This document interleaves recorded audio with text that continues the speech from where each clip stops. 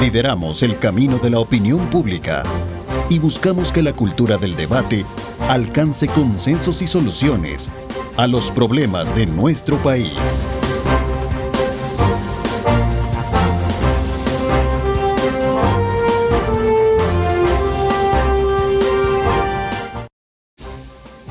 Buenos días.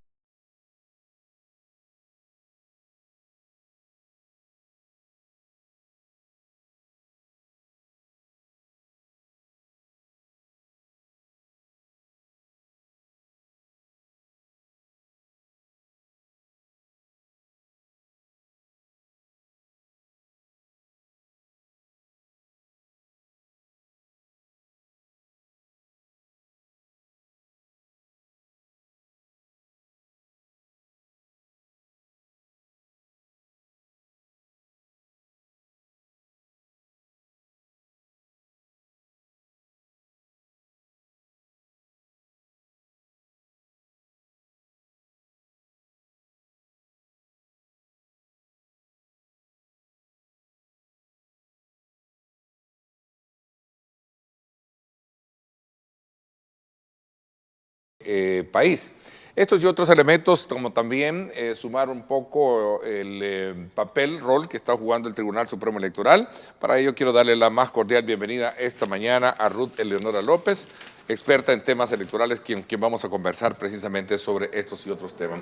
Gracias por acompañarnos, Ruth. Bienvenida. Muchas gracias por la invitación, Ernesto. Para mí es un placer estar con usted y, por supuesto, con su público fiel. Bueno, sin duda alguna, el tema electoral sigue siendo punto de honor en el análisis político que tenemos en el país, y una de las más grandes expectativas es precisamente cómo se está poco a poco corriendo en el calendario y cuál es precisamente la lectura que pueden tener ustedes que están también siendo observadores de este proceso.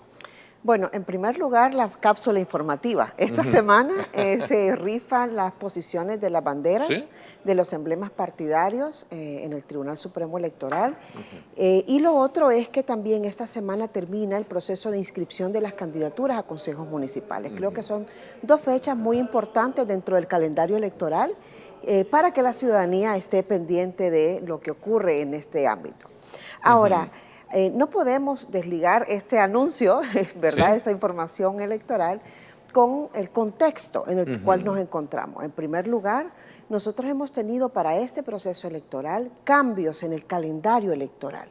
Desde aquellas primeras reformas que se hicieron con respecto al registro electoral, a las fechas de cierre del registro electoral, y podemos ver que todavía no hay una cifra definitiva de electores, el tribunal no la ha dado a conocer, pero además con, digamos, cuando se elimina esa barrera temporal del año para las reformas, no sé si lo recuerda, allá por el primer trimestre del año 2023. Pero además han habido reformas sobre el tema de votos del exterior, hoy con una nueva modalidad. Yo siempre aplaudo, sí, ¿verdad?, las facilidades y la posibilidad de que los salvadoreños desde el exterior puedan votar. Yo viví muchos años en el exterior, por lo tanto me siento sumamente comprometida con el voto de los salvadoreños en el exterior, pero hay que decir también que es una ley muy mala y que establece muchos desafíos en cuanto a la integridad del proceso electoral, y que desafortunadamente el Tribunal Supremo Electoral no ha enviado ni siquiera un pliego de observación ni de reformas que debía haber hecho, por lo menos para que quedara sentada su posición, especialmente con lo que respecta al padrón electoral de los salvadoreños que tienen su DUI con dirección en El Salvador, pero que van a votar desde el extranjero, que no se sabe cuántos son, al igual que con los salvadoreños que van a utilizar pasaporte para votar. Otro elemento que también ha sido modificado es, a partir del voto del exterior, la carga artificial de electores de los salvadoreños que van a votar residiendo en el extranjero. Hay una carga artificial de electores hacia el departamento, la circunscripción de San Salvador.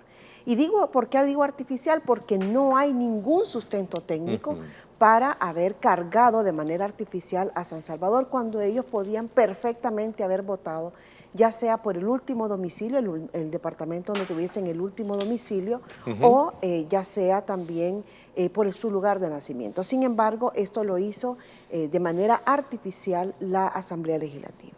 Además de esto, hemos tenido los cambios de fórmula y de magnitud en el sistema electoral legislativo. ¿A qué me refiero? Es justamente la disminución Sí. de la cantidad de diputados, esa es la magnitud, pero también en cuanto a la fórmula, que hoy ya no se utiliza una fórmula Jare, sino una fórmula D'Hondt.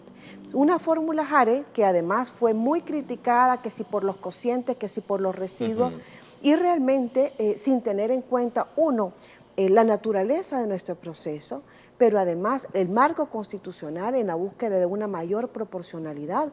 Esta es una reforma que realmente atenta contra el principio de proporcionalidad y de pluralismo, pero además, Ernesto, da la casualidad que cuando uno revisa el resto de los sistemas, por ejemplo, todavía la fórmula Jare es la que se utiliza para distribuir regidores. Sí. La fórmula, Era mejor quedarnos con esa, bueno, digo, por el aspecto de que inspira el tema de democracia y pluralismo. Exactamente, ¿no? es más plural y es más proporcional. ¿Sí? Por supuesto que es mucho mejor haberse quedado con esta fórmula, pero llama la atención como en unos sistemas sí y en el otro no. También se utiliza la fórmula Jare en el sistema electoral legislativo, increíblemente, aunque la ciudadanía no lo sepa y no lo crea, para la distribución de diputados. Es decir, para hoy saber que son 16 diputados en San Salvador, que son 7 diputados en La Libertad, que son 5, por ejemplo, ahora en Santa Ana, San Miguel y así sucesivamente, pues resulta que para determinar esa cifra, la fórmula que se utilizó es una fórmula Jare, no es una fórmula D'Hondt. Entonces, aquí es donde están estas incongruencias, justamente porque se ha utilizado una fórmula D'Hondt para la asignación de escaños, es decir, para cuando ya el resultado se produzca, saber a quién y cómo van a quedar, digamos, distribuido el poder en la Asamblea Legislativa, pero no se ha modificado en otros ámbitos. Entonces, creo que también llama mucho la atención. Otra reforma que ha habido es la de las circunscripciones, la reducción de circunscripciones a nivel municipal y también la magnitud. ¿A qué me estoy refiriendo con esto? Bueno, que hoy tenemos, ya no vamos a tener 262 municipios, sino solo 44 municipios. Yo recuerdo aquella discusión de que si era fusión, de que si era absorción, de que si eran nuevos municipios, etcétera, y todo lo que se trató de decir, pero lo cierto es que son nuevas circunscripciones municipales. Y esto pero tiene, algo que inspiraba, perdón un ¿sí? poco, algo que inspiraba el sentir y el clamor que en el pasado también otros planteaban por las necesidades que en aquel entonces hablaban en términos de poder ser más, digamos, focalizar mejor el esfuerzo de desarrollo local. Obviamente, alrededor de esta nueva decisión se han generado un debate que traza otros elementos. Totalmente. Sobre el tema municipal me voy a permitir dejarlo un poquito para el final, solo para cerrar con el tema de la reforma. Sí. Y lo que le decía es que, bueno, viene esta reforma sobre las circunscripciones en cuanto a su cantidad, pero también en cuanto a su magnitud, porque en cuanto a la magnitud, esto también lleva a una reducción de los miembros del Consejo Municipal. Hoy casi todos los consejos municipales van a tener, digamos, va a ser de 6 miembros en este caso, y el más grande va a ser de 10, que solo son 2 municipalidades. Ahora, ¿qué quiero decir con esto también? Que otra de las se acaba el reformas, pluralismo, entonces, digo, desde el punto de vista, aunque... Yo creo que habrá una afectación sobre el pluralismo, porque si usted revisa hoy, por ejemplo... O sea, consejos plurales, perdón, es el término más... Exactamente. Porque creo que va a haber una afectación. Si usted revisa ahora, hay una, digamos, una decisión que tomó el Tribunal Supremo Electoral en el 2021 y fue la modificación de su criterio. Realmente ahí lo que debía haber habido es una inaplicabilidad y haberlo sometido a control constitucional, pero el Tribunal Supremo Electoral no lo hizo así, sino que modificó su criterio en cuanto a la interpretación de un artículo. Y si usted va a ver hoy, hay varios ya municipios, creo que son más de 20 municipios que tienen la integración de un solo partido político, no tienen integración plural. Y eso fue precisamente por un cambio de criterio del Tribunal Supremo Electoral. Entonces, la reducción en la cantidad de personas, de miembros del Consejo, pues puede traer este efecto también. Pero también vamos a hablar sobre las implicaciones que esto tiene para las ordenanzas municipales y también, por supuesto, no solo para las ordenanzas municipales, sino para la conformación, la configuración y la participación a partir de las ADESCO. Y una última reforma que también se ha visto en este proceso, porque ha habido definitivamente el intento de una reforma constitucional sobre la reelección inmediata, que ya sabemos que es inconstitucional. Ok, varios elementos recojo de esta parte introductoria interesante y voy a comenzar por el principio cuando planteaba en esa descripción bastante cronológica de cómo ha venido adaptándose o modificándose el tema del calendario electoral. El tema del voto en el exterior, por ejemplo, usted decía, bueno, me garantiza que, bueno, he tenido yo la experiencia de vivir en el extranjero y sé lo que representa, digamos, en su momento no tener esa herramienta o esa, digamos, esa disposición, ¿verdad?, como buen salvadoreño. Pero hay elementos que todavía no garantizan, decía, en el sentido de poder ver el tema de la fiscalización, transparencia o no sé si otros elementos Sí. que han sido también retomados dentro de este escenario. No existe todavía por parte de las autoridades del Tribunal Supremo Electoral garantía de poder dar fe que vamos a tener un buen, ¿qué? Un buen factor o proceso en cuanto al tema del voto en el exterior. Bueno, yo creo que quien mejor puede contestarlo es la misma ciudadanía, a partir de la información que el Tribunal Supremo Electoral puede brindar o no. Hasta ahora, lamentablemente, es bastante exigua la información que el Tribunal Supremo Electoral ha otorgado sobre esto. Sabemos que hay un proceso digamos que tendrá dos simulacros, uno para el exterior, presencial, y otro para internet, que se realizará en 2 momentos. Es lo que sabemos por las notas periodísticas, que además en muchas ocasiones el tribunal sale diciendo, a los medios le dice, es falso, eso no es cierto, pero nunca da, ¿verdad?, digamos, la otra información. Lo otro es que, por ejemplo, ¿qué más sabemos? Sabemos, por el periodismo de investigación, sabemos que han habido, digamos, algunos señalamientos sobre de las empresas auditoras. Todavía no sabemos, por ejemplo, cuándo viene o vendrá el Tecnológico de Monterrey, que también iba a tener un componente en cuanto a la auditoría. Espero que sea bastante pronto. Pero lo cierto es que sobre el voto desde el exterior hay serias dificultades. Hay serias dificultades porque el tribunal no pudo disponer por mandato de ley de un padrón de electores, es decir, no se sabe quiénes son los invitados a la fiesta, así es, así tan simple como eso. No hay una depuración, no sé si depuración, pero no hay un escruto que verdaderamente me dé a mí una certeza de que... Mire, es tan simple como esto. ¿El proceso de votación parte a partir de vigencia de DUI vigente? No necesariamente. En primer lugar, pueden votar desde el exterior con DUI vigente o con DUI vencido, con pasaporte vigente o con pasaporte vencido.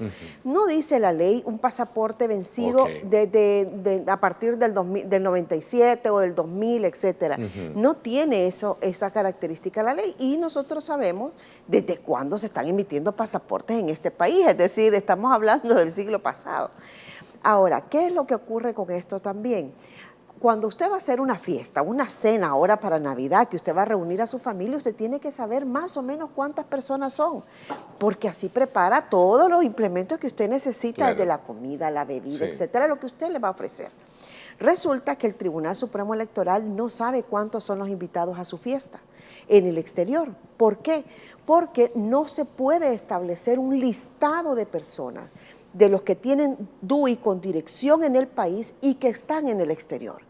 Todos nuestros hermanos migrantes o simplemente los que están de paso en otro país porque fueron a ver a su familia, por la razón que sea, pues resulta que debían haber estado en un listado para que no estuvieran en un listado nacional. Entonces, estas personas están aquí, en el padrón de aquí, se van a encontrar en su municipio, en Totepeque, en Talnique, donde sea, pero también se van a encontrar, más que encontrarse, pueden llegar al exterior y votar en cualquier consulado o en cualquier centro de votación en el que se instale el Tribunal Supremo Electoral, que se constituye un centro de votación. ¿Qué significa esto? Bueno, alguien me puede decir, mire, licenciada, ¿y esto puede traer lugar a fraude? Sí, puede traer. Hay 2 elementos que podrían evitarlo. Uno es el uso de tinta en el exterior y otro es un padrón electrónico, pero un padrón electrónico que funcionara en todo el país. Porque eso le permite que si usted va, por ejemplo, a un centro de votación en México, le tomen su huella, pero cuando usted quiera votar aquí en El Salvador, ya no puede votar en El Salvador porque ya le aparece marcado. Pero nuestros padrones son físicos. Nuestros padrones, usted llega y le dice, firme aquí. Claro, lo ideal sería esto otro que le comento, porque incluso así permitiría un mejor control a nivel nacional. Ahora, mire, Ernesto, este tema de que no existe un padrón es sumamente preocupante incluso para organismos internacionales, para las misiones de observación. Creo que es un elemento que tendrán que tener en cuenta, porque, insisto, nadie, esto que está ocurriendo aquí en el país, eso no ocurre en ninguna parte. A ver, pero partamos del ejercicio de fiscalización también, o de más allá de la auditoría técnica que puede haber frente a esto. Hay organismos internacionales como la OEA que ya firmaron su... Y qué bueno, excelente. Y Ya que tendría que estar firmaron aquí. su, ¿cómo se llama? Su participación como observadores en el proceso, ¿no? Así es, y qué bueno, o sea, de hecho, lo interesante de estos organismos, digamos, de veeduría, de observación, es que se instalen con el mayor tiempo posible y sobre todo en contextos como el nuestro, donde se han producido una cantidad de reformas que evidentemente son para otorgar más poder al poder, por un lado, pero además donde existen ciertas inconsistencias técnicas como las que estoy planteando. Lo ideal cuando ¿Esperaría de ellos entonces, digamos, usted como especialista, experta en el tema, que siente un precedente antes de para poder hacer una evaluación? Claro, Porque tienen que hacer una evaluación. Digamos, no orquestal frente a los partidos políticos y los otros que deberían de estar haciendo ese tipo de observaciones. No lo sé, ¿no? Yo no Sí, sé de acuerdo. realmente la posición de cada uno Sí, de pero los no los partidos escucho, políticos. a eso me refería Sí. yo, que frente a una realidad como la que usted plantea sobre, bueno, y entonces, ¿qué tipo de padrón electoral es el que tenemos? Pero además, ¿Cómo? mire, Ernesto, ¿Verdad? yo vengo hablando de Sí. esto hace un año. Sí, yo lo sé. Hace más de un año vengo insistiendo sobre el tema del padrón, sobre el tema del voto del exterior. Sí. Y claro, los ataques sobre esto es, ella no quiere que se haga voto del exterior. O sea, es, digamos, ¿Cómo asume usted esa crítica? es la pequeñez de ¿Sí? mente de realmente verdad? no asumir una posición crítica y realmente preocupada por un tema técnico. ¿Usted quiere que haya un buen voto del Por exterior? supuesto. Si es que tiene que haber voto desde el exterior, si es el problema, no es ese. El problema es la mala configuración y redacción de la ley, que tiene muchísimos vacíos y genera muchos problemas ante un tribunal incapaz de actuar como autoridad electoral y de señalar estas dificultades a una asamblea legislativa para que se produzcan las reformas. Es decir, es no incomodar al poder. Y ahí es donde usted tiene que poner, o sea, digamos, sobre la balanza, ¿qué es lo que pesa más? Bueno, para unos magistrados parece pesar más no tener problemas con el poder, y cuando lo que debería ocurrir por el otro lado es realmente ofrecer a la ciudadanía un proceso electoral íntegro. Claro, es sumamente difícil, y se lo digo con muchísima franqueza, abordar esto, digamos, y tratar de desapegarse de un problema que podría traer, y es el famoso fraude electoral. ¿Por qué? Porque el fraude electoral, el fenómeno, el tema de fraude electoral aleja a la ciudadanía de las urnas. Es un proceso, eso es normal en todos los procesos electorales, igual que la confianza. Ah, no, sí, ya sé lo que va a pasar. Ah, no, sí, eso aleja a la ciudadanía de las urnas porque siente que se le resta valor a su voto, porque en definitiva las fichas están puestas, ya sea por una situación o por la otra. Cuando realmente lo que debe haber es un voto masivo, o sea, es decir, motivar a la ciudadanía para que asista a votar. Nosotros no sé cuántos son los millones que el Tribunal Supremo Electoral tiene asignados en campaña electoral, para la campaña electoral, digamos, de información. Y yo no sé si ustedes han visto algún anuncio, no sé si han visto apenas algunos posts en algunas redes sociales, y realmente estamos hablando de millones cuando faltan 2 meses para la elección. No sé cuáles son los criterios, insisto, para la adjudicación de una empresa o para la adjudicación, digamos, del contenido, etcétera, pero lo cierto es que incluso el voto desde el exterior lleva mucha información que no se resuelve mandando un técnico cada un mes. Voy a hacer un poco el giro porque queremos, también tengo acá en el guión, el abordaje sobre la opinión que tiene usted con relación a la decisión misma del Tribunal Supremo Electoral que tomaron sus magistrados para la inscripción de las fórmulas presidenciales, y particularmente la polémica que se ha generado jurídica alrededor del tema de la oficial. Mire, el Tribunal Supremo Electoral como institución es muy débil, es decir, es muy débil porque es una institución que, recordemos, que viene muy golpeada de procesos electorales anteriores por el mismo descrédito al que fue sometido a partir del mismo partido oficial. Es decir, creo que ahí no podemos hacernos, ¿verdad?, los del ojo pacho. Es un fenómeno, así ocurrió, y creo que los principales responsables precisamente de la debilidad del tribunal en su, digamos, en su capacidad de controlar, es el mismo órgano ejecutivo y, por supuesto, la Asamblea Legislativa, que además tiene una espada, la Sala de lo Constitucional tiene una espada de Damocles sobre el cuello del tribunal, porque tiene una inconstitucionalidad admitida de sus miembros. Entonces, con ese contexto, ya nos damos cuenta de que hay un tribunal, digamos, un organismo colegiado muy débil para hacer frente, digamos, a todos los retos que tiene este tribunal en cuanto al control. Y aquí esta es la otra parte, porque al principio hablamos de la parte organizativa, ahora estamos hablando de la parte jurisdiccional del tribunal, donde ellos actúan como jueces de la República, como jueces electorales de la Constitución. Y esto, cuando vamos a ver el artículo 235, es clarísimo.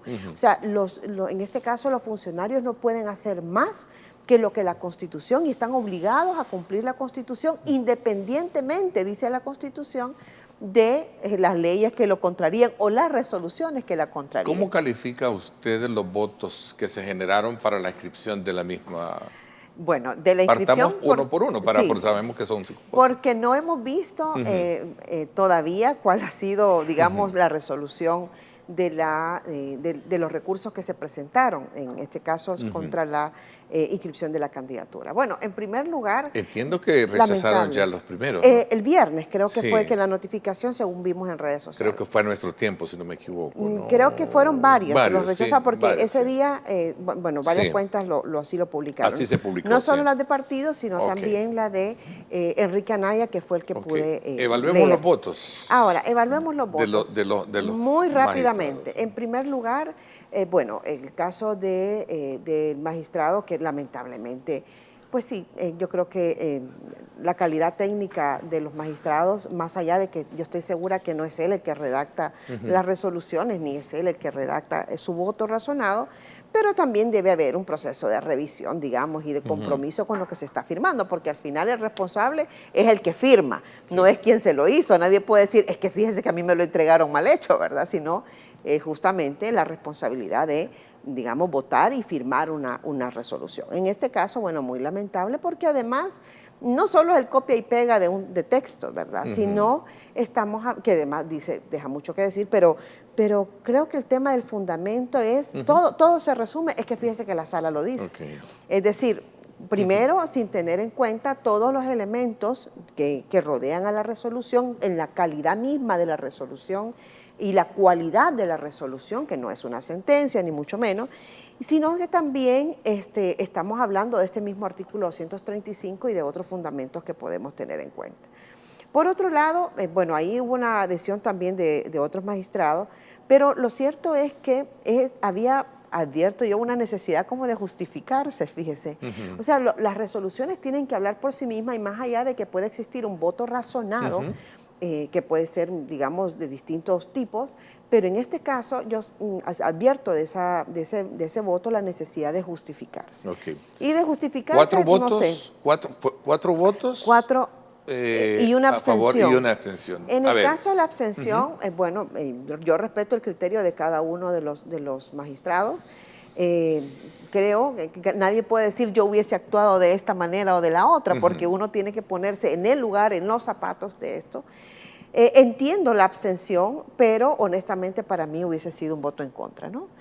A partir de, digamos, de los criterios que se habían establecido y se establecen en la resolución inicial. O sea, ¿por qué voto en contra de esa resolución inicial? Bueno, o de inscripción, son estos motivos, ¿no? Y creo, yo lo hubiese hecho de una manera diferente, insisto, creo que esto tiene mucho que ver con estar en los zapatos, ¿no?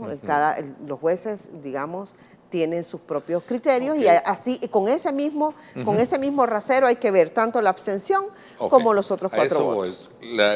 Cada quien tiene su propio, digamos, razonamiento, su propio criterio. ¿Pueden, de acuerdo a la misma experticia o experiencia de personas como usted, marcar un poco y diferenciar qué pasó ahí en términos de se abstuvo, pero los otros no se abstuvieron? Mire, yo creo que en el caso de los 4 magistrados que votaron a favor, ¿verdad?, para la inscripción, es evidente, la resolución es bastante deficiente. Pero yo creo que en todo caso lo que hacen es digamos, alejarse de lo que establece la Constitución de la República, que es clarísimo. Y esto ya lo sabíamos, es decir, los magistrados habían adelantado criterio. Bueno, en cuanto a esto también habían recusaciones sobre magistrados y el Tribunal Supremo Electoral no tuvo en cuenta nada de eso. Es decir, era, mire, ¿sabe qué? Yo siento que el tribunal estaba casi como, por favor, que no nos presenten ningún recurso, ¿no? Porque realmente ha sido bastante deficiente la argumentación del tribunal. Más allá de que al final es un tema aritmético, si tiene los votos van a votar de una manera y si tiene los votos van a votar de otra. Algunos decían, me preguntaron incluso la semana anterior si yo creía que había incidido el cambio de digamos, la modificación en el Código Penal. Yo le decía, bueno, es posible, sin embargo, yo creo que aquí es el niño que llorón y la nana que lo pellizca, ¿verdad? Porque realmente creo que independientemente que no hubiese estado esa reforma de ese artículo, también hubiesen actuado de la misma manera. Ok, todo esto concurre a un debate hoy en día, sin duda alguna, donde ya las condiciones ya están. Ahora hay que esperar qué es lo que viene por delante. Entramos en un proceso de, creo que al inicio del programa lo hablábamos, sobre el tema de campaña como tal, ¿no? Y ese es un elemento también que entra a juicio a partir de las condiciones en las cuales están operando los partidos políticos. Yo conversaba con algunos de ellos y decían, bueno, estamos a la espera que se nos facilite también la deuda política, no, la deuda política, y otros elementos para poder colocar sobre la mesa aspectos relevantes de nuestras propuestas, aunque la ausencia de propuestas hoy con los canales digitales obviamente también no pueden estar, no digamos, puede decir, mire, no tengo cómo darlo a conocer. Me gustaría también entrar ya, después que abordamos este tema, entrar en ese elementos de juicio y otros que obviamente se han puesto sobre la mesa. Son las 6:57. Gracias por estar con nosotros. Nos vamos a una pausa y regresamos para ampliarnos más sobre este tema. Regresamos.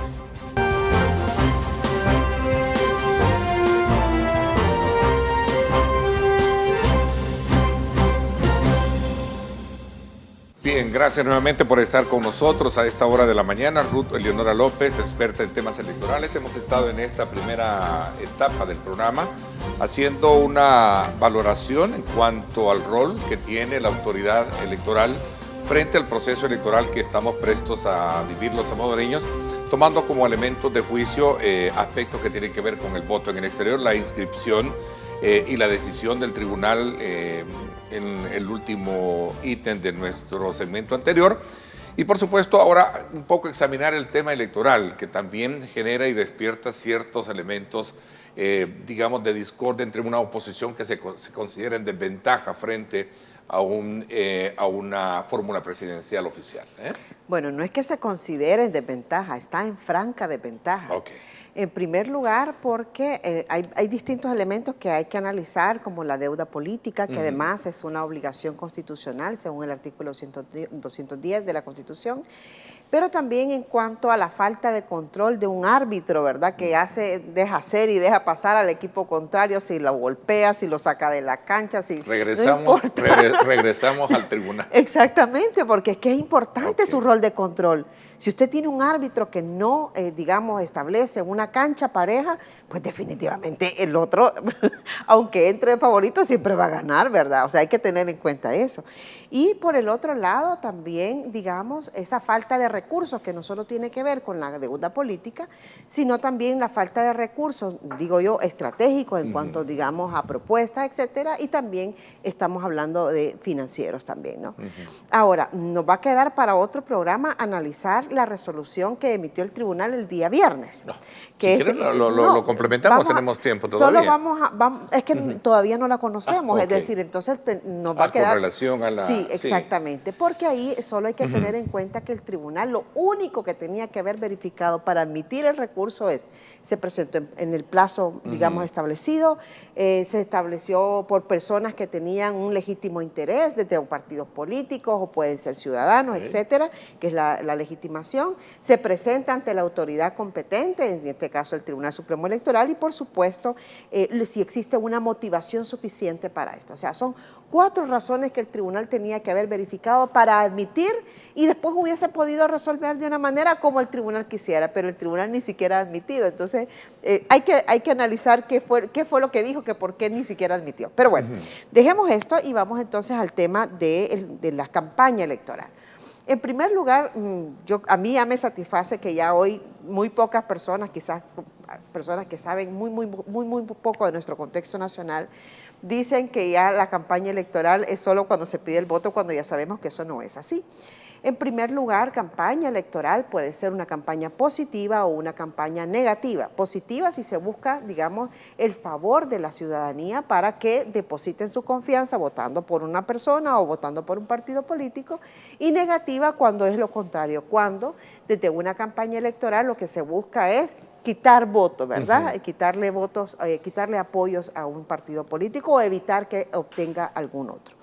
Ahora, en cuanto a la campaña, nosotros tenemos una campaña electoral, Ernesto, desde creo que hace un año o más, no hemos dejado de tener campaña electoral y es evidente cuando se hace, por ejemplo, digamos, la promoción de una candidatura para un plazo, para un tiempo determinado, es decir, para una próxima elección, cuando se hacen promesas que no solo se pueden cumplir desde mantenerse o desde estar en el poder, o digamos, cuando se hace la promoción de lo que puede hacerse posteriormente. Es decir, estas son cosas que ya son parte de una campaña electoral. Ustedes pueden revisar las mismas resoluciones del Tribunal Supremo Electoral, no de este, ¿verdad?, sino de los que han habido de años anteriores, como este tema a partir del 2013 vino evolucionando. Y también hay una sentencia muy importante, la 8/2014, que también le invito a la ciudadanía que pueda revisar, de inconstitucionalidad, porque ahí hay claramente cuáles son estos rasgos de la campaña. Bien, entonces estamos en campaña electoral ilegal de hace mucho rato y ahora es legal la de presidente de la República. Todavía es ilegal la de diputados y la de consejos municipales. La de diputados empieza hasta el 3 de septiembre y la de consejos municipales empieza hasta en enero. Entonces hay que tener en cuenta que todo lo que usted está viendo, hace unos días estaba yo en el oriente del país, estaba viendo ya, digamos, todas las paredes, digamos, vota por, ya estamos hablando de candidaturas a alcalde, ¿verdad? Y resulta que todo eso es ilegal. Pero el Tribunal Supremo Electoral pues no ve, no sabe, no oye, nada. Entonces, ahí vamos otra vez al tema del árbitro, ¿no? De esa cualidad de independencia, pero además de prontitud con la que tendría que actuar un árbitro electoral para tratar de, digamos, de equilibrar esa cancha. Y sobre el tema del financiamiento, bueno, vimos recientemente un estudio de Acción Ciudadana al respecto de cuánto se había gastado en un solo spot, es decir, más de $1 millón en un solo spot.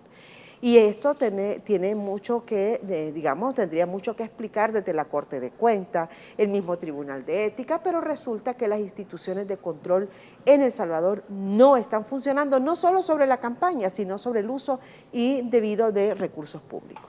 A ver, regresando al tema de la competitividad en la que se presentan las fórmulas presidenciales y la ausencia de propuestas, ¿qué puede esperarse la población?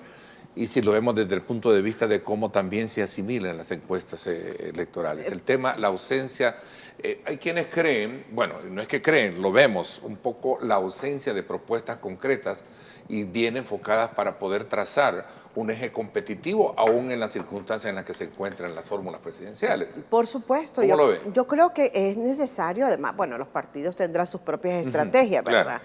O quizás no la tienen, por eso le digo, o sea, eso es un tema que habría que evaluar ahora desde la ciudadanía. Yo creo que cualquier partido político, así como el gobierno, no se puede quedar en que si me quitan, van a quitar el régimen, que es un absurdo, ¿verdad?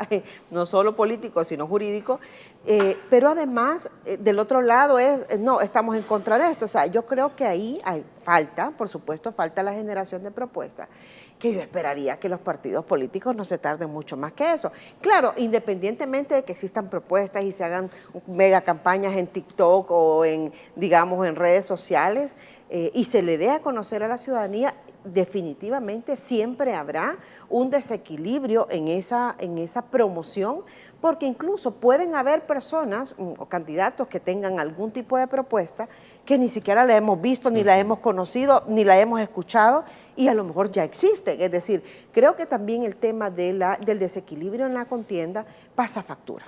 pasa factura y es evidente además cuando, por ejemplo, en el caso de la obligación que tiene el Estado. ¿Y esta falla es de origen desde el punto de vista de cómo se surgieron estas fórmulas? Porque al principio había mucha expectativa de que iba a surgir de la sociedad civil, ¿se recuerda? Sí, no ¿Sí? sé, yo creo que... ¿Será una causa de origen? Yo creo que también tiene... Digo, y esta distorsión que puede estar no sé si dispersada. Dispersada. Sí, sí es muy probable. Esto tiene mucho que ver con no solo el origen de las candidaturas, sino del mismo posicionamiento hacia un tema determinado, tiene mucho que ver con estrategia, o sea, todo esto, vamos a decir algo, o sea, para hacer algo, digamos, y que sea una parte de una estrategia de campaña, se requieren recursos, porque hay un nivel de producción detrás, ya sea desde la generación de la propuesta hasta la generación del material que usted va a colocar. Todo eso lleva recursos.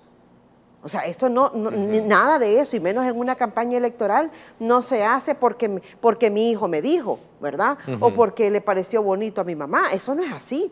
O sea, hay todo digamos, una evaluación de necesidades. Eso parte de encuestas, esto parte también de estudios de campo que puedan hacer cada uno de los partidos políticos, esto parte también de un equipo técnico que les acompaña a las candidaturas. O sea, esto no es así nomás. Entonces creo que todas estas cosas son las que quizás podrán estar, digamos, fallando, pero independientemente de eso yo voy a insistir con el tema de la deuda política, porque yo recuerdo cuando decían, es que cuando ganemos, ¿verdad?, la deuda política la vamos a dar para el Blum, o no debería haber deuda política y utilizarla para los hospitales. Y hoy yo no veo a ningún partido, digamos, diciendo, y al partido oficial particularmente, o a Gana, que en su momento dijo el candidato y hoy presidente de la República, que iban a hacer esto, es decir, al contrario. Y yo creo que no es más, o sea, la deuda política es un recurso importante para los partidos políticos muy necesario. ¿Usted cree, como conocedora en la materia, que no es un elemento que empaña, digamos, el proceso, la designación de recursos propios para estar dándoles a los partidos políticos? Sí. Porque esto ha sido también un debate que a lo largo se ha dicho, bueno, ¿yo por qué tengo que pagar a los partidos políticos? Eso es un debate a nivel mundial, pero sí voy a decir de que hay dos tipos de financiamiento, el financiamiento público y el financiamiento privado.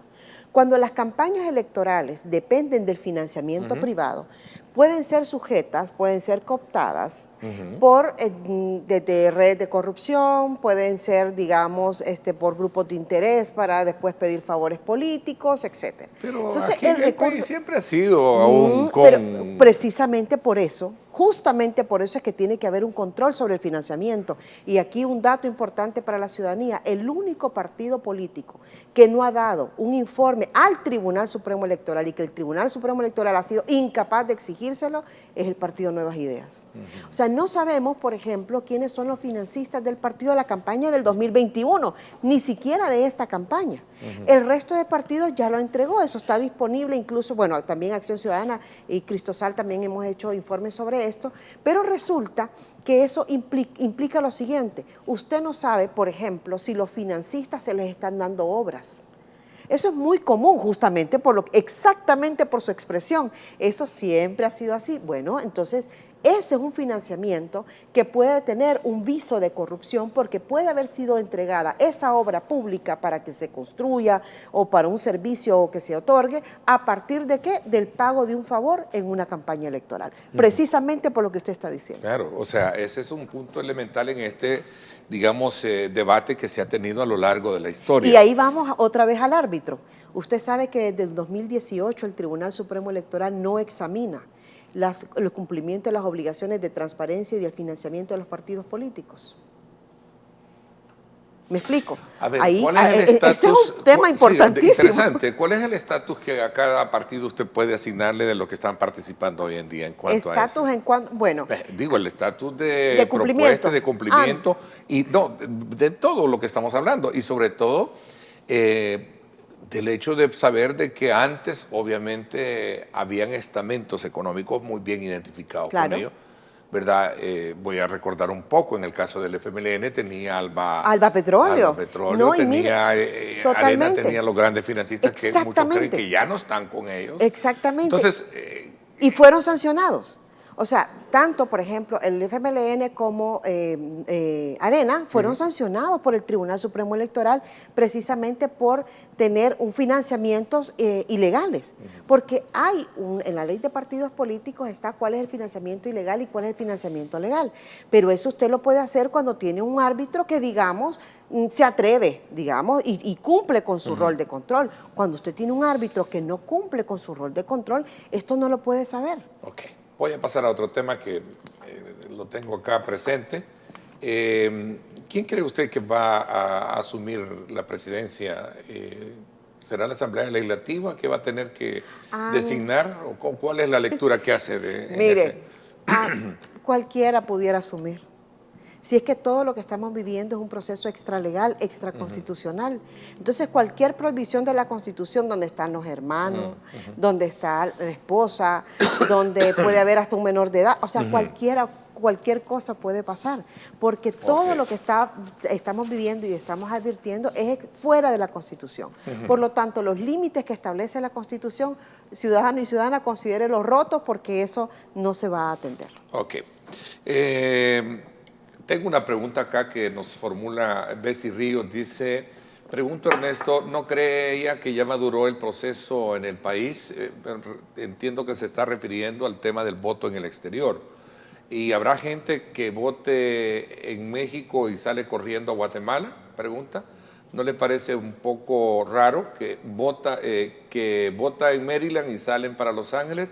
¿No cree que es muy engorroso? Siendo bastante, digamos, irresponsable hablar de fraude, parece que está asustando al votante y nunca se ha cuestionado el resultado. ¿No cree ella que ya maduró el proceso en el país? Pregunta. Bueno, un proceso no puede madurar porque no ha existido. Es decir, es un proceso electoral en el Entiendo caso... que esto es el voto en el exterior. Exactamente, precisamente por el caso del voto del exterior, apenas ni ha nacido. Okay. Es decir, lo único que hemos visto en este caso es la ley, nada más. Okay. Ahora, sí, por eso decía que el tema, complicar esto con el tema de fraude electoral, lo que hace a la ciudadanía es alejarla del sufragio. Y lo que se tiene que establecer son medidas de, digamos, de integridad, medidas de transparencia, porque lo que tiene que asegurar el Tribunal Supremo Electoral es que esos casos que está mencionando Bessie no se den. Es decir, el tribunal lo que tiene que asegurar es que eso no ocurra. Okay. Precisamente por eso es que digo, quizás no vio esa parte Bessie, que o puede utilizarse la tinta o puede utilizarse un mecanismo electrónico para asegurar de que esto no ocurra. Pero además, para mí ese no es el principal problema de un posible fraude electoral, porque es muy raro, digamos, eso podría ocurrir en una persona, en dos personas, y eso no afecta la integridad del proceso. Ya ha ocurrido en el territorio nacional, cuando los vigilantes querían votar en su junta receptora y también querían votar donde estaban fungiendo como vigilantes. Ya hay casos donde personas han sido procesadas por fraude electoral, porque esto es un delito electoral. O sea, este no creo yo que sea el principal problema, pero es un problema que tiene que resolver el tribunal. Lo que no puede hacer el tribunal es actuar como podemos actuar la ciudadanía, como quizás actúa Bessie, de una plena confianza, porque eso no va a pasar. Justamente por eso es que existe una administración electoral que le corresponde, digamos, establecer todos los mecanismos para que eso no pase. Y además, por ejemplo, eso es con el voto presencial. Con el voto por internet hay otro montón de retos que no hemos abordado.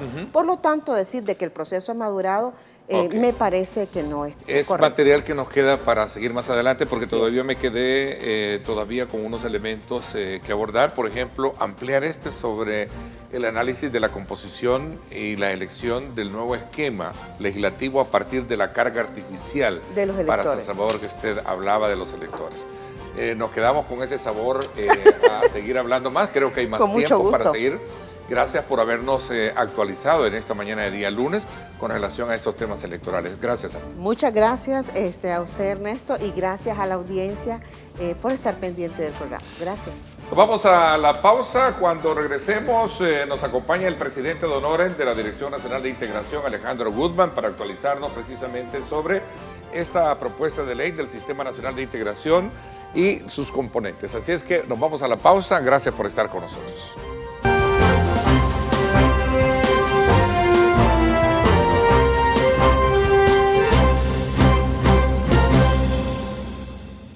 Bueno, gracias nuevamente por estar con nosotros a esta hora de la mañana. Continuamos en nuestra segunda parte del programa, dándole la más cordial bienvenida a Alejandro Gutman, presidente ad honorem de la Dirección Nacional de Integración. Alejandro, ¿cómo estás? Bienvenido.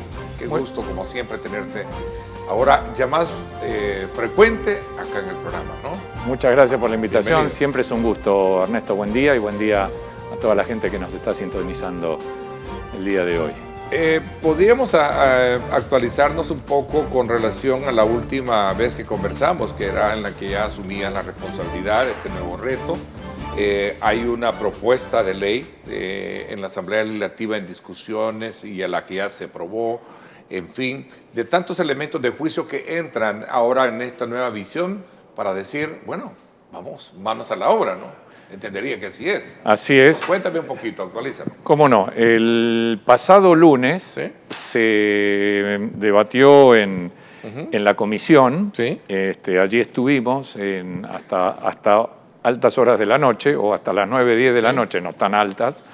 Allí se votó por 9-0. Los diputados, todos los diputados presentes que estaban participando de esa comisión ese día lunes, votaron y la ley se presentó, el proyecto de ley en ese momento, se presentó en la Asamblea al día siguiente, y al día siguiente fue votada por 66 votos a favor.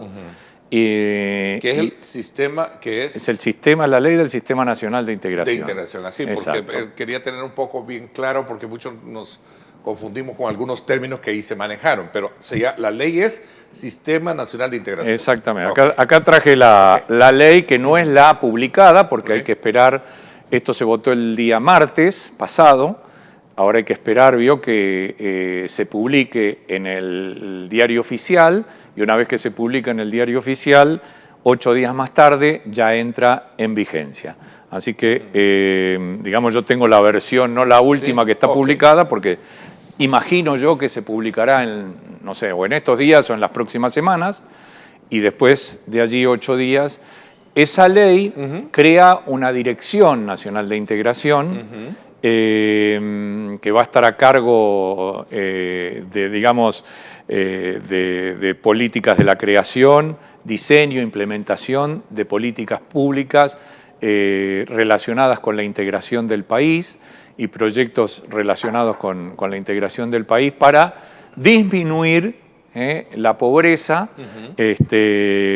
sobre todo, que es un poco la consigna que hemos venido discutiendo con el señor presidente ya desde hace un año, porque nosotros no hemos dejado nunca de trabajar. Yo de acá, voy a otra entrevista y luego voy, por ejemplo, al Ministerio de Hacienda y así sucesivamente. O sea, mis días, Ernesto, son sumamente intensos. Como siempre ocupado, ¿no? Sí, ahora... Pero te toca ir a clarificar y aclarar aspectos por los cuales ahora vas con esta nueva visión como responsable de la Dirección Nacional de Integración. ¿Cierto? Correcto, tratando de ver que nada ni nadie quede afuera, pero en coordinación con un nuevo modelo de desarrollo social que hoy el país está en la víspera de adoptar, de disfrutar y sobre todo de construir, ¿no? Me llama mucho la atención cuando el énfasis directo al que concluyes con el hecho de qué es lo que se busca con la Dirección Nacional de Integración con esta ley, es disminuir la pobreza. ¿Me puedes definir un poquito más eso? ¿Se va a lograr disminuir la pobreza a través de este mecanismo? Bueno, ese es el objetivo esencial, no solo de esta ley, sino de desarrollar todo el modelo, del nuevo modelo de desarrollo social, y al que también el presidente le ha apostado y abrazado y me está dando todo el apoyo necesario para que sí ocurra. Hoy el país está viviendo una etapa magnífica, es casi un paraíso en el sentido de que es tierra fértil para construir un nuevo país en donde cada uno puede participar y salir adelante, pero sobre todo el presidente apostó con mucha valentía a un modelo mucho más complejo de construir, porque él podría haber tranquilamente adoptado el mismo sistema que utilizan todos los países latinoamericanos, o su mayoría, y todas las organizaciones internacionales, que son proyectos de prevención, proyectos que muestran un poquito hoy, un poquito allá. El presidente y quien les habla desde hace mucho tiempo atrás, venimos promulgando, no mejores pobres, menos pobres. Y para conseguir que haya una disminución real de la pobreza en el país y que haya muchos menos pobres, se deben generar las condiciones para poder desarrollarse y la gente debe participar en dichas construcciones. Y eso es fundamental para dejar una idea y cambiar el chip de conseguir que la persona esté solamente un poquito mejor con esos proyectos y programas. La política per se no lo va a hacer todo. No puede. De todo. Eso de estar esperando, mire, la gente, las personas que viven en las comunidades, que es más de la mitad de la población de este país, muchas veces, muchísimo, un enorme porcentaje, si bien hay muchos que gracias a Dios han podido salir adelante, hay muchos que, la mayoría, que no han podido salir de ese ámbito de pobreza a través de generaciones. Y algunos de esos muchos quedan en situación de espera, desesperanzándose. Esa situación debemos cambiarla. Esa situación pasa a darle a la persona un lugar de protagonismo, siempre y cuando generando todas esas condiciones que vayan a romper esos embudos sociales que le han impedido a esa persona que ha tenido que luchar por su subdesarrollo, por su supervivencia y no ha podido luchar por su desarrollo. Hoy lo que vamos a hacer, lo que estamos empezando a generar, es crear esas condiciones para que cada uno pueda sentir que está construyendo su propio futuro. Ese es un cambio fundamental, no solo teórico, no solo desde la narrativa, que es muy fuerte y que hoy empieza a ser aceptado como un nuevo modelo de desarrollo social, como una vuelta de tuerca a la temática de la pobreza que necesitaba hace décadas, sino que en la práctica empieza a ser sustentado por los años y años que venimos trabajando y desarrollando. Porque acuérdese esto, Ernesto, de los 7 proyectos que vamos a sacar adelante, 6 ya vienen realizándose desde hace muchísimos años y con resultados transformadores. Bueno, hablamos de la fase 6 del Plan Control Territorial. Correcto. Que es digamos, la fase de integración. Que es la fase. Ok, mira, ¿cómo entender esta definición del tema de pobreza? ¿Por dónde comenzar? Muy bien. Porque muy para bien. poder de alguna manera creer que tenemos que comenzar a generar las condiciones. Gracias a Dios tenemos ahora un clima de seguridad bastante, digamos, aceptable, ¿no? Más que aceptable, más que Ernesto. aceptable, Es una condición, okay, yo le digo, paradisíaca. Sí. Si bien no ha terminado todo lo que hay que hacer, obviamente. Desde el punto de vista de que estamos bien, ¿verdad? Somos un país bastante seguro, ¿verdad? Creo que falta todavía, como bien tú decís ahí, ¿verdad? Pero a donde yo quiero llegar es al tema de si realmente la pobreza, ¿por dónde? ¿Cómo comenzar a ver y a sacar a aquel joven? Porque tú eres de aquellas personas a quien en el pasado hablábamos de tus trabajo y decía, la pobreza hay que verla en el joven que necesita la oportunidad de ver cómo se prepara, se estudia y se colocan, ¿sí? No solo, bueno, como siempre usted hace un buen análisis y me abre un montón de cosas que algunas, claro, que algunas quisiera contestar antes de llegar a esa, pero hoy las condiciones son excepcionales. Hoy esa violencia, primero la desintegración que reinó en el país y que reina todavía, es la causa, la fuente de la pobreza que se ha vivido por generaciones y de la que no han podido escapar millones de salvadoreños. Eso es un primer elemento que hay que tener en cuenta y desde allí empezamos a construir un montón. Después, hoy las condiciones son las opuestas, justamente, de las que se vivieron en las últimas décadas. Y hoy sí, por eso estamos hablando de un terreno fértil para construir una situación magnífica para los jóvenes, para los vecinos, para las instituciones, para los abuelos, para todos, pero no solo para los que viven allí, sino también para los que no viven allí, personas e instituciones que juntos deben construir un nuevo país, que juntos deben ayudar y ayudarse a conocerse, a enriquecerse, a construir juntos. Esto es fundamental. Ahora, pasemos a otro de las ventanas que usted abrió. Nosotros lo que hemos hecho es ampliar la conceptualización de la pobreza. La pobreza es tratada y ha sido tratada históricamente por las políticas públicas, por los gobiernos y por las organizaciones internacionales, sobre todo, con una mirada absolutamente económica. Eso ha impedido enriquecerse con la utilización de recursos maravillosos con que el país cuenta, porque son muchísimos los recursos. ¿A qué me refiero con esto?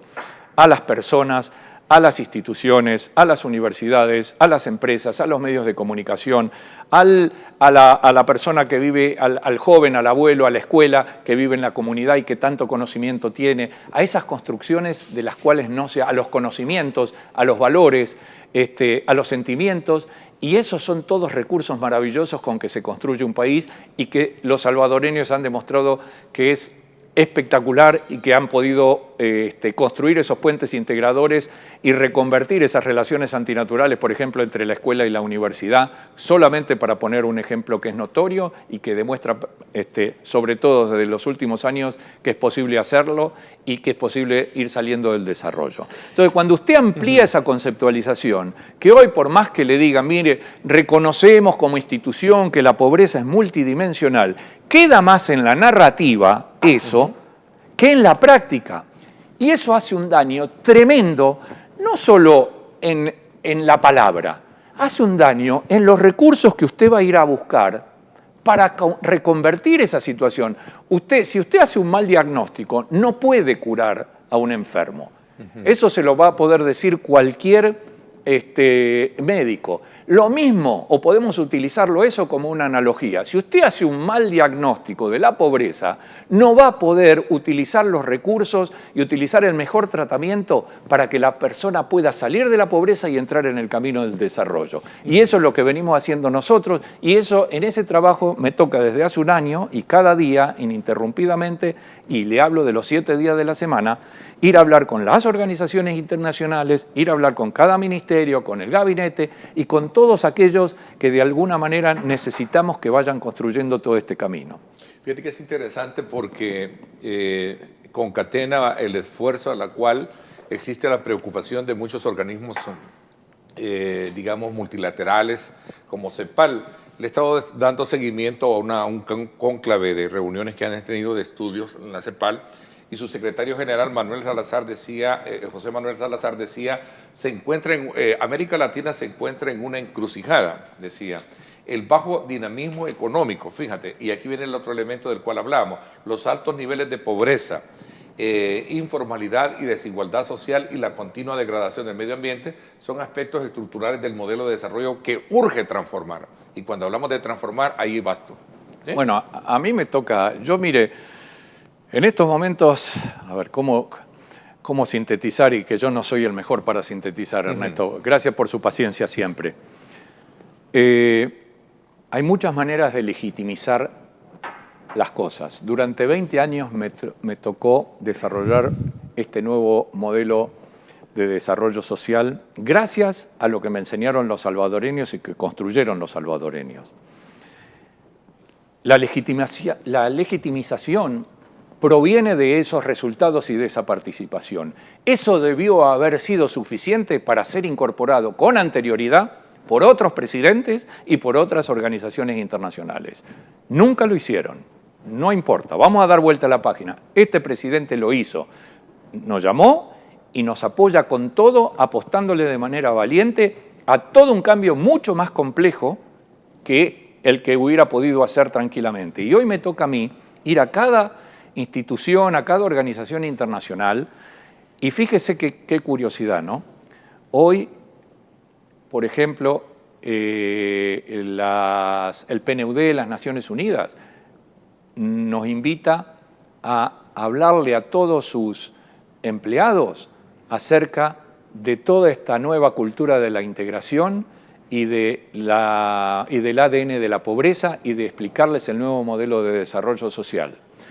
Hoy el Banco Mundial, ya llevamos 4 o 5 reuniones para incorporar lo que ellos dicen, y con cierta razón, pero le falta la parte práctica, como decía el otro día alguien, bueno, esto lo decía no Karin en el Banco Mundial, sino la señora Maribel como encargada del PNUD, nosotros tenemos esta visión desde hace décadas con Amartya Sen, que es un autor maravilloso y que ha sido premio Nobel y que ha creado toda una multidimensionalidad de la pobreza. Y yo le decía el otro día, mire, ustedes tienen que combinar una Amartya Sen con un Jeffrey Sachs, y ahí se le complica un poco poder llevar, porque está muy bien la narrativa, pero eso lo deben tener que poder transmitir con los programas, con los proyectos y en la realidad para transformar. Entonces todavía falta, la narrativa no está muy de acuerdo. Lo mismo pasa en el Banco Mundial, que si bien es un banco y que tiene que medir todo y que me parece muy bien, hay que incorporar toda una cantidad de cosas que no han descubierto, porque la pobreza, la temática de la pobreza necesita evolucionar y a medida que vaya evolucionando, y este es un paso importantísimo que ha dado el presidente, a medida que esto vaya evolucionando, no solo va a ser un marco de referencia para el país y para el desarrollo, sino para otros países latinoamericanos. Es interesante porque ahora el gobierno del presidente Bukele ha confiado a este nuevo modelo de integración y te ha facilitado, te ha nombrado a ti, que has sido un promotor por años de esto, y entendería yo los recursos ahora con esta ley y todo lo que viene por delante para poderlo echar a andar y tener los resultados esperados. Absolutamente, absolutamente. Nunca van a ser suficientes, claro. Quiero aclararlo. Yo ya esto lo hablé con el señor presidente. El primer año vamos a desarrollar en 40 espacios integradores todos los proyectos para que la gente pueda estar cerca de ese desarrollo y participar en todas las actividades, porque no se puede pensar que uno va a ir, por ejemplo, a un servicio, a una atención médica, por decir algo, y que eso ya lo está desarrollando. Hay que cambiar la mentalidad, hay que cambiar el chip, hay que realmente participar. Para todo aquel que quiera participar de los 350.000 personas en una primera etapa en el año 2024, no es que va a participar en una actividad, va a participar en todo, porque la pobreza tiene capas que de alguna manera no permiten que el ser humano camine de manera erguida, ir construyendo con dignidad su futuro. Lo tienen encorvado porque son muchas las capas que arrastra. Capas mentales de pobreza, intelectuales, la imposibilidad de conectarse con la educación, de acceder a una educación terciaria, a una universidad, a una buena salud, a un trabajo formal, etcétera, etcétera. Todas esas capas hay que ir sacándolas, ese acceso a todos los servicios, pero no se puede cambiar ni pensar que uno entra en la pobreza porque ya transitó por uno de esos. Con el arte, esa vinculación naturalizada con el arte, no alcanza con ir una vez al teatro y ya, bueno, al fin, por primera vez... Entender la obra, ¿no? No solo eso, vincularse, naturalizar esas relaciones con las que estuvo históricamente desligado. Mira, hay una pregunta que me la robó un televidente porque te la iba a hacer en cuanto a los trazos que puedas tener para el cumplimiento de todas esas metas y esos objetivos para eliminar la pobreza. Tú decías, es una tarea obviamente titánica, pero bueno. Excelente dice pregunta. el televidente la pregunta, me gustaría preguntar cuál es la proyección institucional de alcance poblacional en corto, mediano y largo plazo. Bueno, en el corto plazo, como le decía recién, me parece muy buena la pregunta, vamos a llegar a 350.000 personas participando de los distintos proyectos. Repito, no un proyecto, no lo típico que se dice, este participante estuvo... se atendió con el doctor y entonces ya es participante. No, no. Nosotros estamos buscando salidas de pobreza. Salidas de pobreza, no mejores pobres. Para salir de la pobreza se necesita un cambio muy grande, una participación comprometida, pero para eso el Estado debe proveer las condiciones necesarias para que esto ocurra. Y después, en cuanto a cantidad de gente, Ernesto, y a la persona que nos escribe gentilmente, le diré que en la medida que haya más apoyo de las organizaciones internacionales, más apoyo de la sociedad en general, más participación de la empresa privada, de las universidades, de los medios de comunicación, de los profesionales, etcétera, etcétera, obviamente un apoyo continuo del gobierno, del Estado, bueno, esto se irá intentará llegar, como siempre fue la bandera que hemos tratado de ondear durante muchos años, hasta el último rincón del país. Nosotros acá, cuando hablamos de 350.000 personas, estamos hablando de la zona urbana y de la zona rural. En la zona rural hay mucha más pobreza que en la zona urbana. Son los olvidados, en la zona fronteriza, en la zona del país que nosotros conocemos por suerte bastante bien desde hace muchísimos años y son los más olvidados. Allí no llega nadie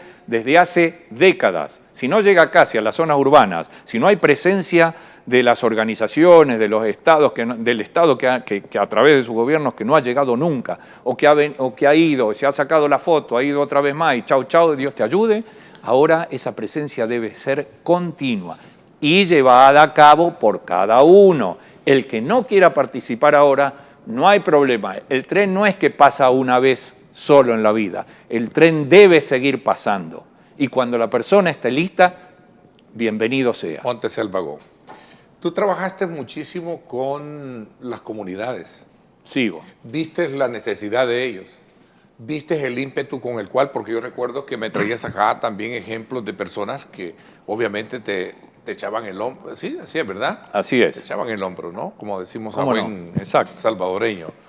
Entonces hay disponibilidad de esos sectores para poder seguir trabajando ahora más que nunca, que se te ha facilitado todo un andamiaje de estructura legal y de apoyo institucional por parte del gobierno para lograr esos objetivos. Voy a hacer una pausa y cuéntame un poquito sobre ese esquema, hacia dónde nos vamos a poder ubicar ahora con este tema también que contempla la fase 6 del Plan Control Territorial. Hablamos ya, gracias a Dios, algunos y la mayoría de, digamos, de sectores que eran altamente violentos, pues ahora prácticamente no lo hay.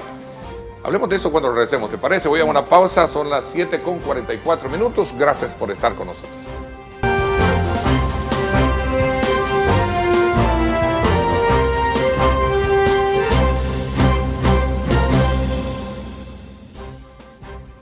Nuevamente por estar con nosotros a esta hora de la mañana. Eres testigo del cambio que ha experimentado el país a partir del modelo de seguridad que tenemos hoy en día, gracias a Dios, y también eres testigo del ímpetu con el cual muchas personas de comunidades siempre te respaldaron cuando estabas anteriormente con la fundación. Y ahora trazas un nuevo eje de acción con todos los instrumentos legales y de apoyo institucional y también del sector privado, me lo decías, extracámara, ¿no? Mire, primero me gustaría hacer referencia a la gente de la comunidad. Por ejemplo, el sábado me tocó estar en Montes 4 en Soyapango, en una escuela que durante años nos cerró las puertas. El director nos cerraba las puertas. A mí no me gusta hablar mucho del pasado porque parece que uno estuviera hablando de uno. Entonces no me gusta ser autorreferencial en estas cosas. Pero tocaron 20 años duros, ¿eh? Recuerdos. Abajo de las balas y metiendo mañana, tarde y noche. Sí. Las escuelas nos cerraban las puertas. Ella era una de esas. Porque el director creía que era su feudo. Entonces nosotros íbamos con las banderas, con las pancartas. Si quieres estudiar, ven.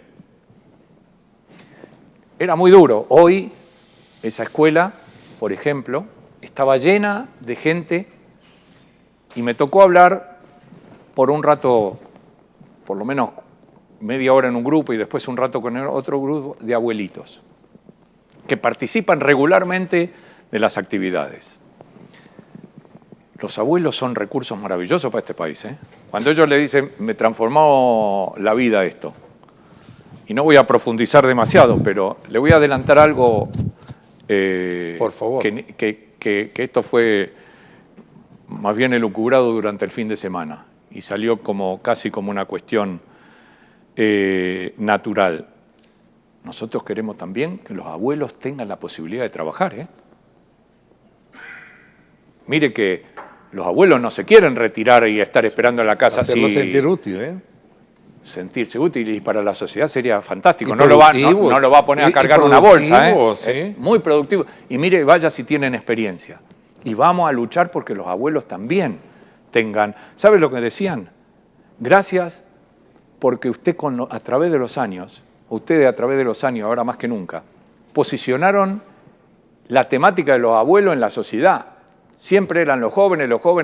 Muy bien. Los jóvenes son el futuro y los abuelos también. Son el presente, el pasado y el futuro. No los matemos antes de tiempo, ¿eh? Los abuelos enriquecen muchísimo una sociedad. Si la sociedad los abraza y les da el lugar, y si ellos ocupan el lugar que deben ocupar.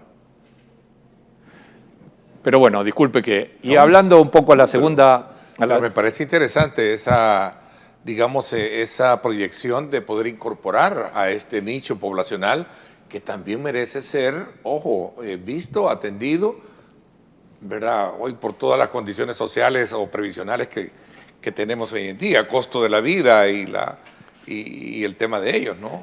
Y que han sido olvidados históricamente por la sociedad, por la violencia reinante, muchas veces por la familia que no ha podido verla, etcétera, etcétera, por sus mismas condiciones a veces de debilitamiento físico y de las dificultades que eso ha provocado mentalmente, ¿no? O sea, sentirse tan permeables a tantas cosas. Bueno, tenemos que florecer como sociedad. Estamos hablando de la tercera edad, ¿verdad? Estamos hablando de la tercera edad, pero de toda la población en general que vive en las comunidades, sobre todo enriquecernos mutuamente y construir mutuamente entre todos. Pero volviendo un poco a toda la cuestión de la empresa privada. Le contaba en el corte, Ernesto, que el otro del viernes me vino a visitar Rafael Barraza. Rafael Barraza, que es el presidente del Banco Agrícola, y que es una persona, que es uno de esos de los empresarios más importantes del país, o de el presidente del banco, de la empresa más importante quizás del país, o una de las más, para que no se sientan mal las otras, o de los bancos referentes, o del banco referente del país, y con Rafael, que nos ha acompañado, a él nos acompañaba a los lugares más difíciles del país, Nunca una pregunta, nunca un cuestionamiento, él estaba ahí. Él acompañaba y acompañó durante muchos años y fue gracias a él posible llegar a muchos lugares, porque ese acompañamiento nos ayudó mucho en situaciones muy, muy difíciles. Y hoy le he pedido, y no le ha costado nada, pedirle que necesitamos a esa empresa privada para construir juntos. Él tiene una enorme credibilidad, nos conocemos hace muchísimos años, y creo que él va a poder ser como una especie de catalizador, de persona que pueda y de reunir a mucha gente prestigiosa que participa, que es parte de la empresa privada del país, como para poder llevar esto adelante.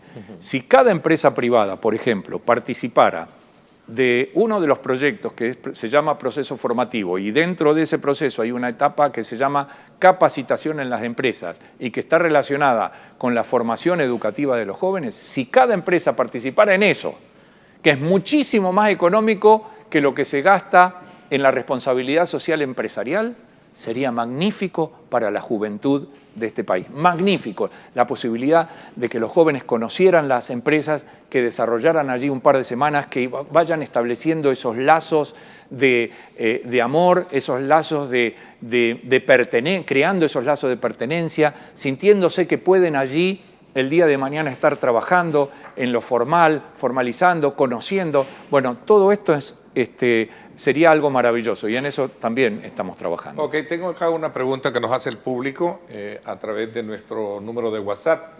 Dice lo siguiente: mi nombre es Ernesto Armando Sol, médico psiquiatra infantil. Propongo la creación de una clínica de salud mental infantil y juvenil para atender los problemas de salud mental de niños y adolescentes víctimas de abuso sexual y físico, depresión, ansiedad, estrés, insomnio. El proyecto se llama Clínica Nuevo Amanecer. Ya está presentado en la Comisión de Salud de la Asamblea Legislativa, pero está olvidado. Bueno, ahí tienes una herramienta de trabajo. Y un ejemplo del aporte. Don Ernesto Armando Sol Schoffler, lo felicito. Esto es lo que... El país está lleno de recursos maravillosos. Aquí un ejemplo. Yo no sé de qué manera va a instrumentarse esa situación. ¿Cómo te puede contactar él? Que se comunique con nosotros, con la fundación, todavía está la fundación, todavía no tengo el número oficial como presidente ad honorem de la comisión. ¿No tienes oficina todavía? Me están prestando una, digamos, hasta que sea el nombramiento oficial y ya lancemos. Pero todavía no tengo un número, pero sí en la fundación, por lo menos allí se pueden, en la Fundación Forever. Claro. ¿Tu fundación? Claro. ¿Correo Entonces, fíjese que usted me da pie, lo que el señor Armando el doctor está mencionando, a dos cosas. Primero, creo que aquí mismo lo dijimos hace un mes, Ernesto, el país está muy lastimado. Los jóvenes, los vecinos, los abuelos están muy lastimados. Como mínimo deberíamos empezar por poner un psicólogo en cada escuela, como mínimo. Y yo sé que me estoy metiendo en otra área, no es la mía, no importa, seguiré peleando por esto y seguramente lo vamos a conseguir.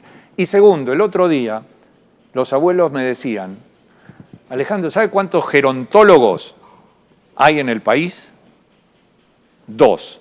Yo no sé si será cierto o no, pero que no hay especialistas, y los especialistas en la tercera edad se forman solamente en la práctica porque no hay demasiados. No sé si habrá 2, pero seguro no dan abasto ni remotamente con las necesidades y las cuestiones especiales que tienen aquellos que están viviendo en la tercera edad y que hoy son abuelos o son tercera edad, ¿no? Yo digo abuelos de manera cariñosa. Sí, cariñosa, sí, pero es tercera edad.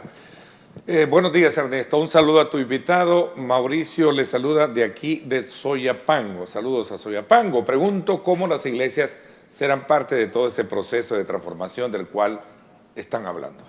Le voy a contar algo muy simple. En el pasado, esto va a ser un poco controversial, pero no importa.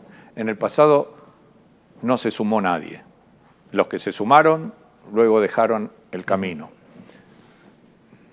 Hoy, todos tienen su lugar. Yo me reuní el día viernes con el pastor Juan Carlos, y ahora se me va... Juan Carlos Asbun. Asbun, gracias. Juan Carlos, y me puso a disposición de la Dirección de Integración. Mire que las iglesias están la mayor parte del tiempo vacías de lunes a sábado, me dice. Aproveche, y los vamos a aprovechar. Todos que se encaminen dentro de los proyectos que tienen que ver con la integración del país, porque no es una cuestión de sumar todo, porque si no el molde le resulta con 4 brazos, 6 cabezas. Todos son bienvenidos. No me puedo dar el lujo de rechazar a quienes intenten construir la integración de país. Entonces, la Iglesia va a ser parte en las comunidades, sobre todo, para poder allí desarrollar un montón de actividades y que los proyectos puedan florecer mejor.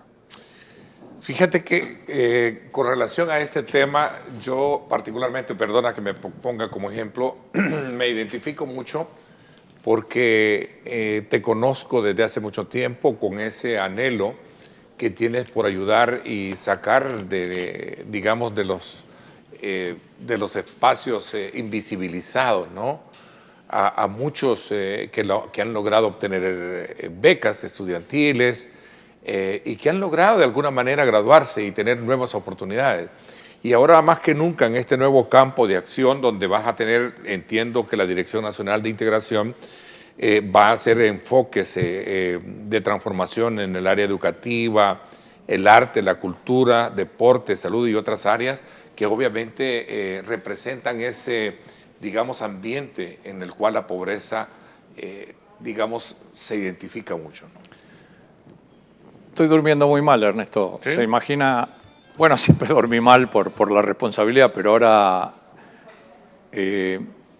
llevar adelante una política pública, desde el día que el presidente me llamó, crear una ley, crear una Dirección Nacional de Integración y a quien le habla ser el encargado de llevar esto adelante, donde esperamos que millones puedan vivir distinto y transformar esas condiciones de vida, es una responsabilidad de la cual me siento preparado, pero al mismo tiempo me representa una responsabilidad que yo creo que es difícil de imaginar. Pero si usted toma con el amor y con la responsabilidad que significa y sabe de las dificultades que tiene un pueblo que ha vivido históricamente desintegrado y en condiciones de pobreza tan tristes, y sabe la complejidad que tiene para transformar eso, no podría vivir con mucha tranquilidad. Desde el oriente del país, Hospital San Francisco se suma a apoyarte y pone a tu disposición, me dice Mario García. Muchas gracias. Saludos, Mario. Dale mi número, dice a tu invitado, para que con gusto podamos apoyar al 100% proyectos como los que está hablando. Así es que... Muchas gracias, Mario. Tanto como persona como Hospital San Francisco, también en el oriente del país. Muchísimas gracias. Así es que muchísimas gracias. Te agradezco mucho, se me fue el tiempo. 8 de la mañana en punto. Gracias, Ernesto. Todo el cariño para usted y a su familia. ¿Sí? Cuando usted guste. Muchas gracias. Gracias, te agradezco. Gracias. Por mi parte, esto es todo por hoy. Pásenla bien y como siempre, recuerden lo más importante, amar a Dios sobre todas las cosas. Lideramos el camino de la opinión pública y buscamos que la cultura del debate alcance consensos y soluciones a los problemas de nuestro país.